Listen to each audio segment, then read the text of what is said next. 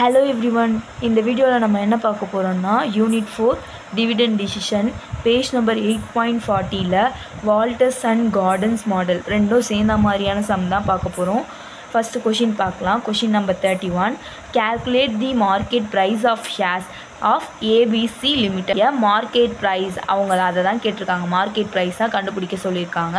எந்த formula use பண்ணினா first one வந்து வால்டர்ஸ் ஃபார்முலா யூஸ் பண்ணி, செகண்ட் வந்து க்ரோத் மாடல்னா என்ன கார்டன்ஸ் மாடல். ஓகேவா?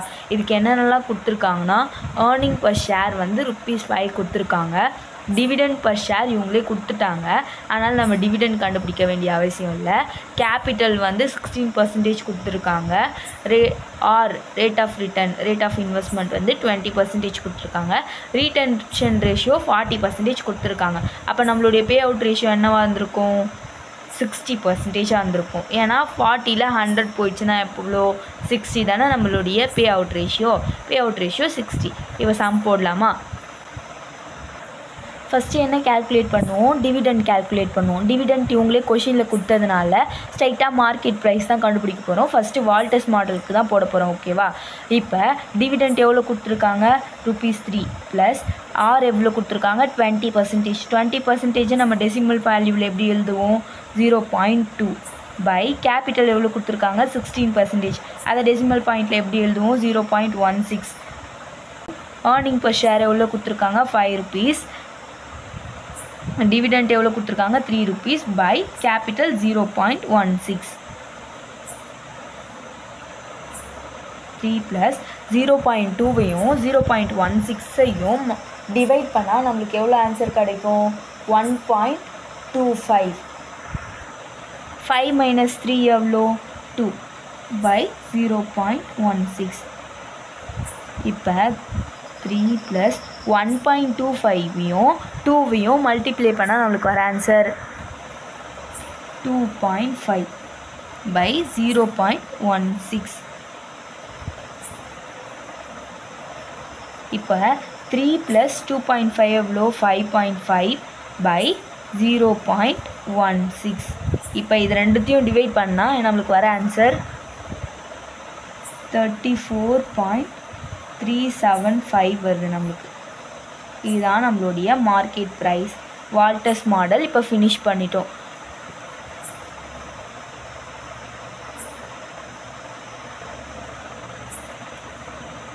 நெக்ஸ்ட்டு கார்டன்ஸ் மாடலில் போடலாம். க்ரோத் ரேட் தான் ஃபஸ்ட்டு கண்டுபிடிப்போம். கார்டன்ஸ் மாடலில் க்ரோத் ரேட்டுக்கு ஃபார்முலா என்ன? B × R. பின்னா என்ன? ரீடென்ஷன். ரீடென்ஷன் எவ்வளோ பர்சன்டேஜ் கொடுத்துருந்தாங்க? 40%. அதனால் 0.4 × R எவ்வளோ கொஷினில் கொடுத்துருந்தாங்க? 20%. 0.2 ரெண்டுத்தையும் மல்டிப்ளை பண்ணால் நம்மளுக்கு 0.08. க்ரோத் ரேட்டோடைய வேல்யூ 0.08. நெக்ஸ்ட்டு டிவிடெண்ட் தான் கண்டுபிடிப்போம். டிவிடெண்ட் கொஷின்லேயே கொடுத்ததுனால டிவிடெண்ட் கண்டுபிடிக்க போகிறது இல்லை. ஸ்ட்ரைட்டாக மார்க்கெட் ப்ரைஸ் பர் ஷேர் தான் கண்டுபிடிக்க போகிறோம். டிவிடெண்ட் கொஷினில் எவ்வளோ கொடுத்துருந்தாங்க? ₹3 பை கேபிட்டல் எவ்வளோ கொடுத்துருந்தாங்க? 16%. அதனால் 0.16 டெசிமல் வேல்யூ மைனஸ் ஜி எவ்வளோ கண்டுபிடிச்சோம்? 0.08. இப்போ 3 பை 0.16ல் 0.08 மைனஸ் பண்ணால் எவ்வளோ? 0.08. இப்போ 3யும் 0.08யும் டிவைட் பண்ணால் நம்மளுக்கு வர ஆன்சர் 37.5 தான் நம்மளுடைய மார்க்கெட் ப்ரைஸ் பர் ஷேரோடைய வேல்யூ. அதே வால்டர்ஸ் அண்ட் கார்டன்ஸ் மாடலில் தான் இந்த சம்மும் பார்க்க போகிறோம்.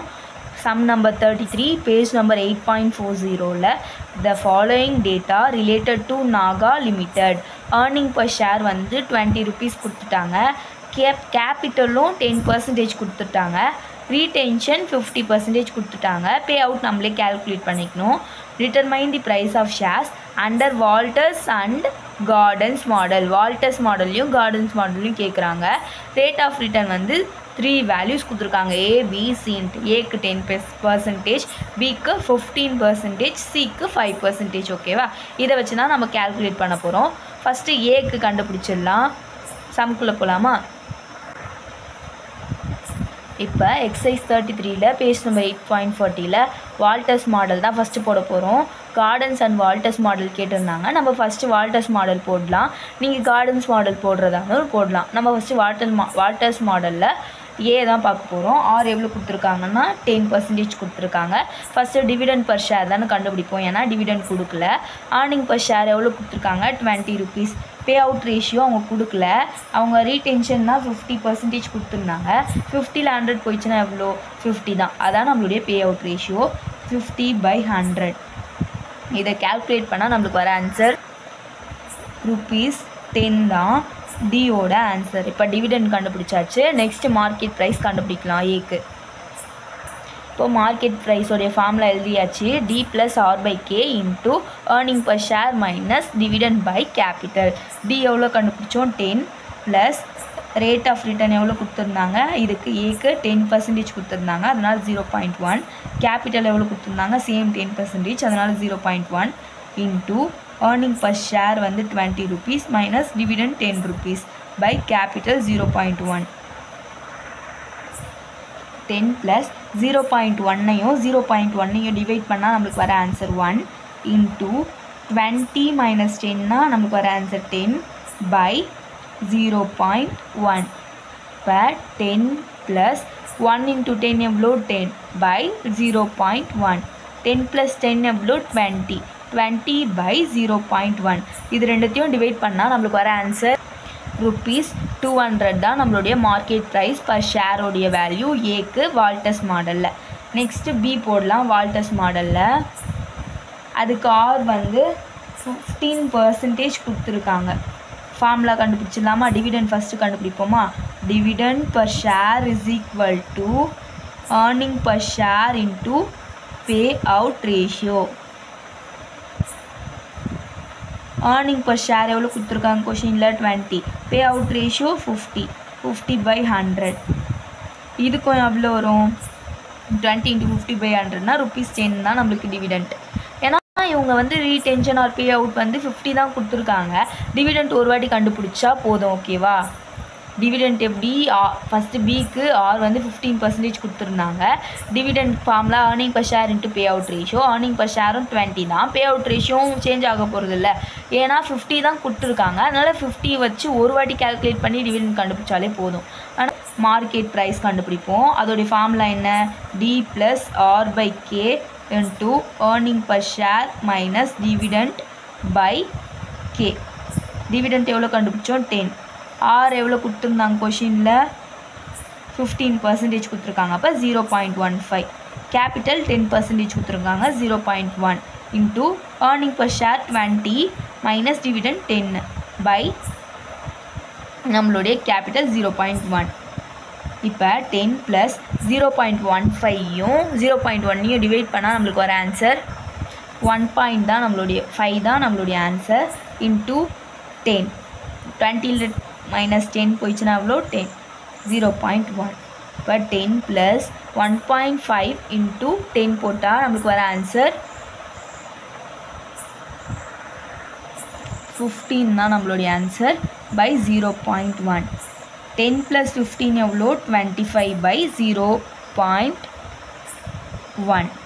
இப்போ 25யும் 0.1ஐயும் டிவைட் பண்ணால் வரது தான் நம்மளுடைய மார்க்கெட் ப்ரைஸ் பர் ஷேரோடைய வேல்யூ.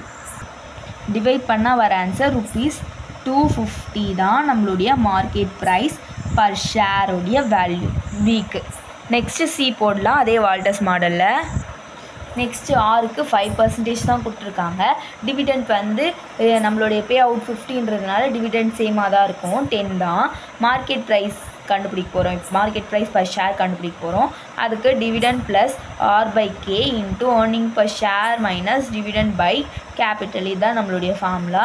டிவிடெண்ட்டு 10 ப்ளஸ் ஆர் எவ்வளோ கொடுத்துருக்காங்க 5% கொடுத்துருக்காங்க, அப்போ 0.05 பை கே எவ்வளோ கொடுத்துருக்காங்க 10% கொடுத்துருக்காங்க, அதனால் 0.1 இன்ட்டு ஏர்னிங் பர் ஷேர் 20 கொடுத்துருக்காங்க, டிவிடெண்ட் 10 பை கேபிட்டல் 0.1. 10 ப்ளஸ் 0.05யும் 0.1ஐயும் டிவைட் பண்ணால் நம்மளுக்கு வர ஆன்சர் 0.5 தான் நம்மளுக்கு வர ஆன்சர் இன்ட்டு 20 மைனஸ் 10 போட்டால் 10 தான் பை 0.1. 10 ப்ளஸ் 0.5ஐயும் 10ஐயும் மல்டிப்ளை பண்ணால் நம்மளுக்கு வர ஆன்சர்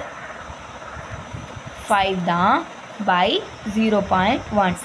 இப்போ 10 + 5 எவ்வளோ 15 by 0.1. இது ரெண்டுத்தையும் டிவைட் பண்ணால் நம்மளுக்கு வர ஆன்சர் ₹150 தான் மார்க்கெட் ப்ரைஸ் பர் ஷேரோடைய வேல்யூ சிக்கு. இப்போ நம்ம வால்டர்ஸ் மெத்தட் முடிச்சிட்டோம். நெக்ஸ்ட்டு வந்து கார்டன்ஸ் மெத்தடில் தான் சம் போட போகிறோம். இப்போ கார்டன்ஸ் மெத்தட் வச்சு போடலாம். சேம் வேல்யூ தான். earning per share same 10, capital same 10, R வந்து ஏக்கு வந்து 10% கொடுத்துருக்காங்க, ரீடென்ஷன் 50% கொடுத்துருக்காங்க. ஃபஸ்ட்டு க்ரோத் ரேட் தான் கண்டுபிடிப்போம். கார்டன்ஸ் மாடலில் growth rate formula B × R. பினா ரீடென்ஷன் எவ்வளோ கொடுத்துருக்காங்க 50% கொடுத்துருக்காங்க, அதனால் 0.5 இன்ட்டு R 10% கொடுத்துருக்காங்க 0.1. ரெண்டுத்தையும் மல்டிப்ளை பண்ணால் வர ஆன்சர் 0.05 தான் க்ரோத் ரேட்டோடைய வேல்யூ. டிவிடெண்ட் வந்து சேம் தான். நம்ம போன அந்த இதுக்கு முன்னாடி ஃபஸ்ட்டு வால்டர்ஸ் மாடல் பார்த்தோம்ல, சேம் டிவிடெண்ட் தான். இங்கே போட்டாலும் அதே தான் வரும். பாருங்களேன், dividend is equal to earning per share எவ்வளோ கொடுத்துருக்காங்க 20 rupees. earning per share 20 rupees into payout ratio 50% by 100. but 20 into 50 by 100 10 தான் நம்மளுடைய டிவிடெண்ட். அதனால தான் போன மாடலே கண்டுபிடிச்சோம்ல, இதுக்கு முன்னாடி போட்டதுலேயே ஃபஸ்ட்லேயே, அதுதான் டிவிடெண்ட் கேன்சர். 10 by கேபிட்டல் எவ்வளோ கொடுத்துருக்காங்க 10%, 0.1 மைனஸ் க்ரோத் ரேட் எவ்வளோ கண்டுபிடிச்சோம் 0.05. இப்போ 0.1ஐயும் 0.05ஐயும் மைனஸ் பண்ணால் நம்மளுக்கு வர ஆன்சர் சேம் 0.05 தான். 10 by 0.05 டிவைட் பண்ணால் ₹200 தான் நம்மளுடைய மார்க்கெட் ப்ரைஸ் பர் ஷேரோடைய வேல்யூ. ஏக்கு ஆர் 10% வச்சு கார்டன்ஸ் மாடலில். இப்போ பி போடலாம். இப்போ பிக்கு தான் போட போகிறோம். க்ரோத் ரேட் தான் ஃபஸ்ட்டு கண்டுபிடிப்போம். இந்த க்ரோத் ரேட் மட்டும் ஏன் 3 வாட்டியும் போடுறோம் ஏபிசிக்குன்னா, ஆர் வந்து ஆரோடைய வேல்யூ சேஞ்ச் ஆகிட்டே இருக்குது, அதனால தான் 3 டைம்ஸ் போடுறோம். ஓகேவா? ரீடென்ஷன் எவ்வளோ கொடுத்துருந்தாங்க 50%, அதனால் 0.5. ஆர் இந்த சம்முக்கு எவ்வளோ 15%, அதனால் 0.15. ரெண்டுத்தையும் மல்டிப்ளை பண்ணால் வர ஆன்சர் 0.075 தான் நம்மளுடைய growth rate value. Next market price தான் கண்டுபிடிப்போம். ஃபார்முலா என்ன D/K - G. D எவ்வளோ கண்டுபிடிச்சோம் 10, கேபிட்டல் எவ்வளோ கொடுத்துருந்தாங்க 10%, அதனால் 0.1. க்ரோத் ரேட் எவ்வளோ கண்டுபிடிச்சோம் 0.075. இப்போ 0.1ஐயும் 0.075ஐயும் மைனஸ் பண்ணால் நம்மளுக்கு வர ஆன்சர் 0.025. இது ரெண்டுத்தையும் டிவைட் பண்ணால் நம்மளுக்கு வர ஆன்சர் தான் நம்மளுடைய மார்க்கெட் ப்ரைஸ் பர் ஷேரோடைய வேல்யூ. ₹400 தான் நம்மளுடைய மார்க்கெட் ப்ரைஸ் பர் ஷேரோடைய வேல்யூ. நெக்ஸ்ட்டு சிக்கு கண்டுபிடிப்போம். அதே கார்டன்ஸ் மாடலில் சிக்கு வந்து ஆர் 5% கொடுத்துருக்காங்க. இதுக்கும் க்ரோத் ரேட் தான் ஃபஸ்ட்டு கண்டுபிடிப்போம். ரீடென்ஷன் வேல்யூ 50%, அதனால் 0.5 இன்ட்டு ஆரோடைய வேல்யூ என்ன கொடுத்துருக்காங்க, இந்த சம்மில் 5% கொடுத்துருக்காங்களா, அதனால் 0.05. ரெண்டுத்தையும் மல்டிப்ளை பண்ணால் நம்மளுக்கு வர ஆன்சர் 0.025 தான் நம்மளுடைய க்ரோத் ரேட் வேல்யூ. நெக்ஸ்ட் என்ன கண்டுபிடிப்போம், மார்க்கெட் ப்ரைஸ் பர் ஷேரோடைய வேல்யூ. அதோடைய ஃபார்முலா D/K - G. D எவ்வளோ கண்டுபிடிச்சோம் 10, கேபிட்டல் எவ்வளோ கொடுத்துருந்தாங்க 10%, அதனால் 0.1. க்ரோத் ரேட் எவ்வளோ கண்டுபிடிச்சோம் 0.025. நெக்ஸ்ட்டு 0.1ல் 0.025 மைனஸ் பண்ணால் நம்மளுக்கு வர ஆன்சர் 0.075.